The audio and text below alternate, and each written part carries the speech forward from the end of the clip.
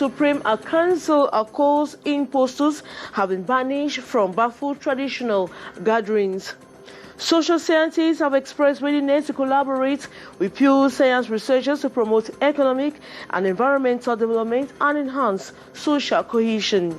And in less than 2 hours of official unveiling of the list of nominees for the prestigious Canal Award, which will hold on October 30, 2021, will be made known. The official ceremony takes place at 8:45 tonight. Those are major stories. The details right ahead.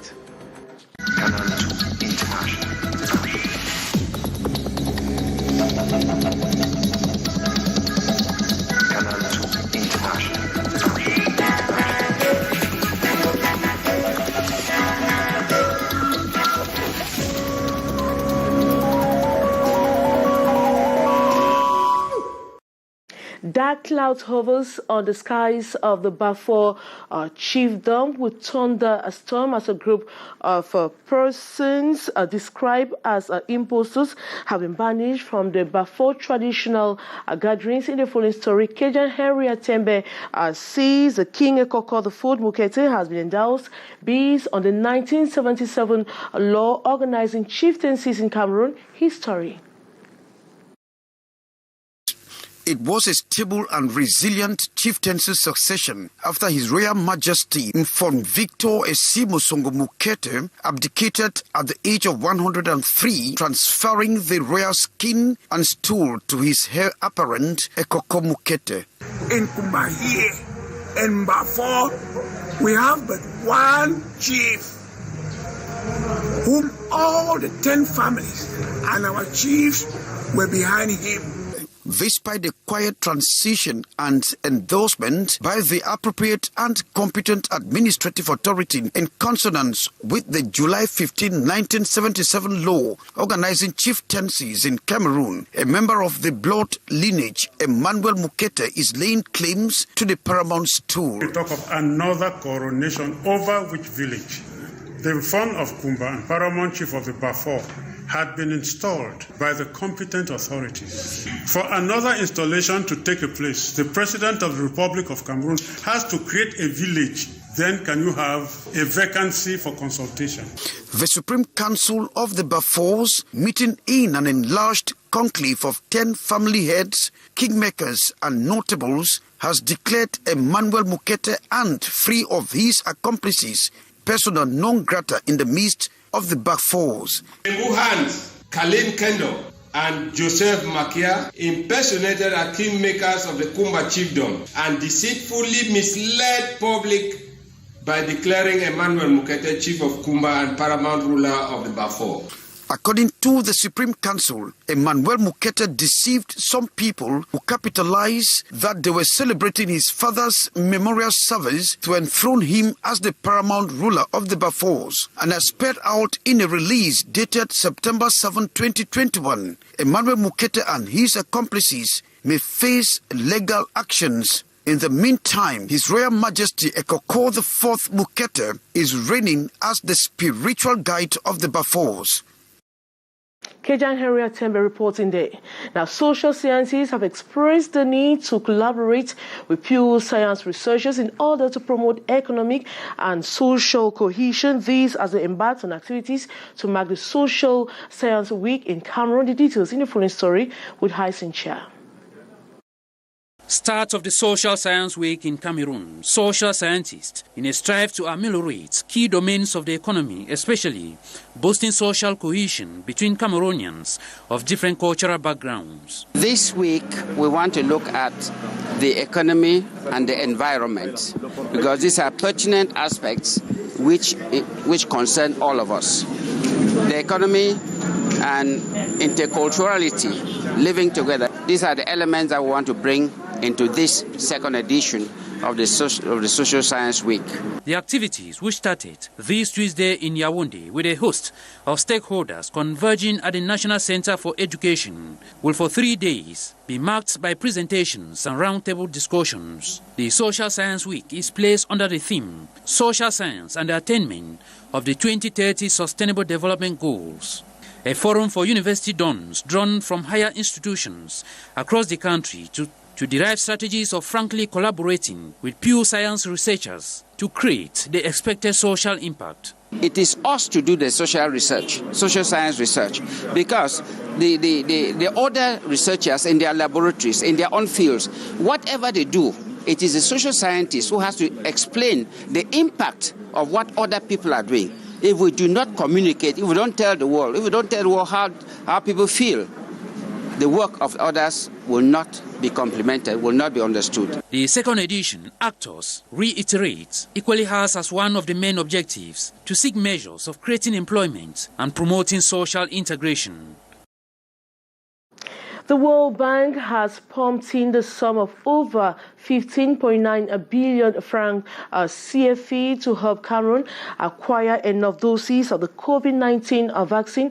Meeting with some government officials in the nation's political capital, Yaoundé, the Vice President of the World Bank for Central and West Africa pledged relentless effort or support to rescue Cameroon from the economic hardship imposed by the COVID-19 pandemic. More in the following story with Hyson Cha. With all the sectors of the economy greatly hampered by the COVID-19 pandemic, there is need to multiply strategies to revive the different elements of economic growth. In this consultation meeting between the Vice President of the World Bank for the West and Central Africa with over Cameroon 10 government ministers, the struggle to move the economy forward was at the center of discussions. I think the economy needs to rebound, and therefore reform and investment will be necessary to make this possible. So we did discuss indeed on all those areas and what type of reform are urgent and that can be made right now, because you have to take into consideration the absorption capacity of the country. The World Bank points at some key domains which the government must capitalize upon to be able to create more jobs for the population. We are proposing to accelerate, for instance, reform so that access to energy will be universal. To make sure that agriculture will not only create the condition for food security, but create a job.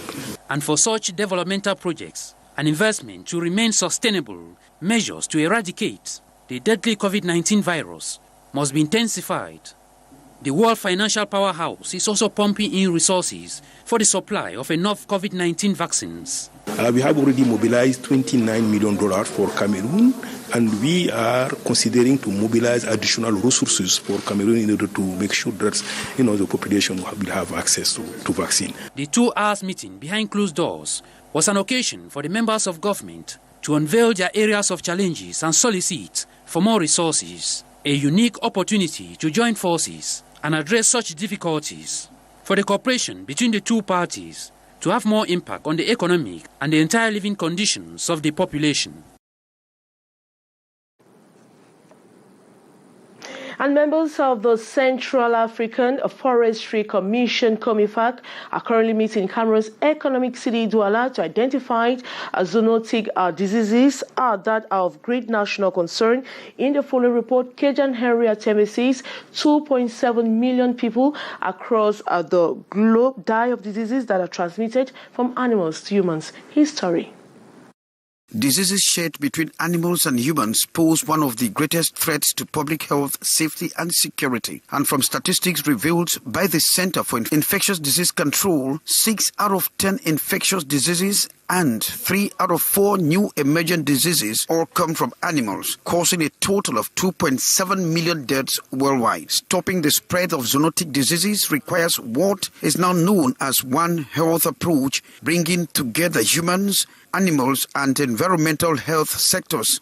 This is what has brought experts of the Central African Forestry Commission to work from September 13 to 16, 2021 in Douala. The main objective of this workshop that has gathered participants from the entire region of Central Africa by COMIFAC and GIZ is to build capacity, first of all, in the World and One Health approach is about the health of humans, the health of animals, and the health of the environment. With the emerging situation of diseases and pandemics and epidemics that is ravaging the world, we begin to ask questions, what is going on? Known to be one of the world's second natural forest after the Amazon, the Central African forest harbors millions of animal species that are vectors to diseases. Scientists are saying that the world contains more than 700,000 viruses which are damaging to human health.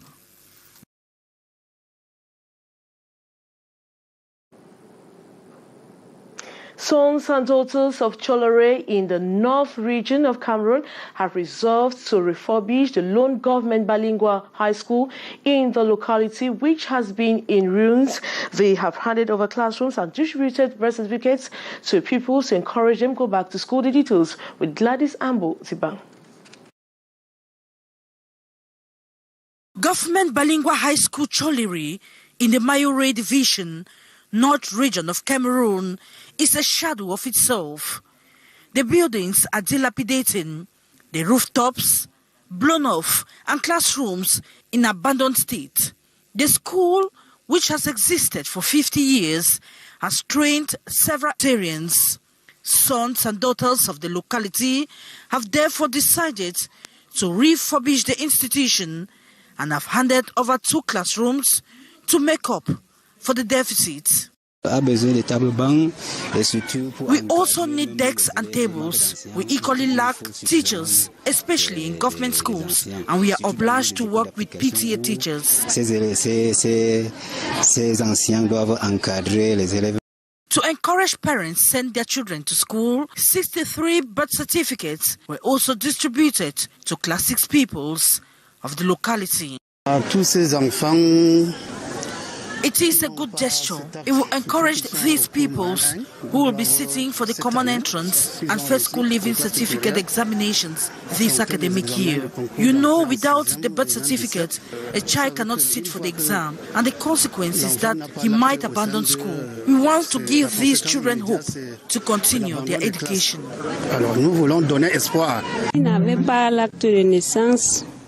My child didn't have a birth certificate.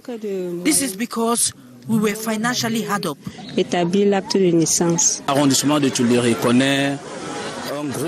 Cholere subdivision, many children lack birth certificates. We appreciate and encourage such an initiative to resolve these problems.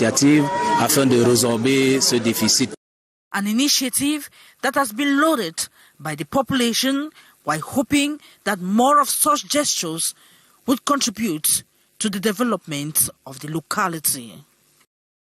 We now talk culture. In less than 2 hours, the official unveiling of the prestigious Canal award ceremony takes place tonight at exactly 8:45 p.m. The ceremony will hold on October 30, 2021. Fans are already excited all over Africa. So you're in the following story with Saleh Sharifa. Within less than 24 hours to the official unveiling of the list of nominees for the prestigious Canal Award, the frenzy is already palpable on the streets of Douala. Ahead of the highly anticipated October 30th event, fans are already waiting for those they wish to see featured on the list. As far as musicians are concerned, I would love to see Indira on the list because, as young as she is, she sings gospel songs very well. I would love to see Loco on the list because he sings very well. I like Kosi. He really impressed me in an event I once participated. I knew nothing of his talent, but ever since I listened to his melody, I started liking him. As far as comedians are concerned, I would love to see Fingong Tralala because he really entertains in his comedy. Most charismatic because he reflects the life of human beings in his work of art. It remains a surprise as fans are impatiently waiting and crossing fingers to see their favorite entertainers on the list of nominees. And we now talk sports basketball ahead of the 26th edition of Afro Basket, that female competition, to run from September this year, September 17 to the 26th in Yaoundé, will take place with a lot of countries coming in already. The basketball Lionesses have expressed readiness to tackle the competition and fight for home victory before the home fans. They were talking to the press this Tuesday in Yaoundé days to the tournament. Here is an excerpt of one of the Lionesses, Ramles Lonkak. It's unfortunate we can't have that element. We'll surely bring it back in a next edition or subsequent editions of our newscast. We'll come to the end of this edition of the news, but just to remind you that the most prestigious award ceremony, Canal, takes place tonight. We're going to know the nominees. We're going to know the artists. We're going to know the comedians. We're going to know the nominees for best in every category. This night, the ceremony takes place at exactly 8:45 p.m. We'll have those who will be presenting that ceremony or that program tonight is Breeze Albin, Katim Mukuri, and Steve Fonkam. We want everybody to get glued to their TV screens at exactly 8:45 p.m. But we're going to have a news this evening equally. The news in the French language is coming up at exactly this 7:50 with Alain Gislain Kanga. As for me, I'll be back tomorrow for another edition. Good night.